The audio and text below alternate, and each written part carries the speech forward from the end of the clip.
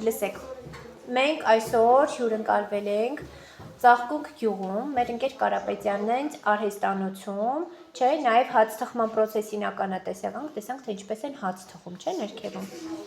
Այնտեղ թխում են ինչպես լավաշ, այնպես է սովորական բոքոններ։ Այսօր այս պահին թխվում էին բոքոնները, դուք տեսաք, չէ, ինչպես են թխում բոքոններ, երեխեք ջան։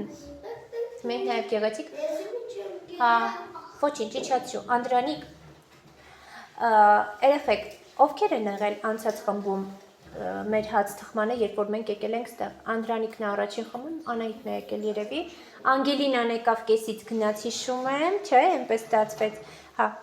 այն ժամանակ լավաշ ենք թխում, կհիշեք, Անդրանիկ ինչ տարբերություն,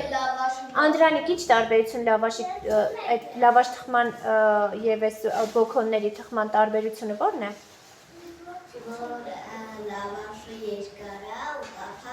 Ինքը անպայման գրտնակով մշակվում է խմորը և ինչ են անում, բացում են, չէ, գրտնակով, իսկ բոքոնները ձեռքով են բացում, չէ, այնտեղ գրտնակ և այլ, ապրես, ոչ, հիշում ես, որ մենք բոքոնները էինք թխում անցած անգամ, հեշտ է, չէ, ընդամենը գունդը մեջտեղից,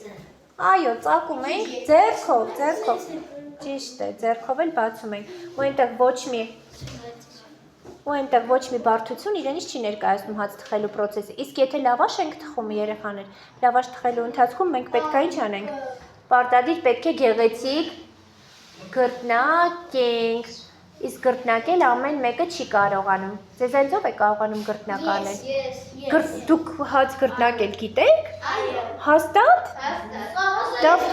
բայց եթե լավ չգրտնակեցիք ինքը ծակվելու է, խմորը ծակվելու է, գիտեք, չէ,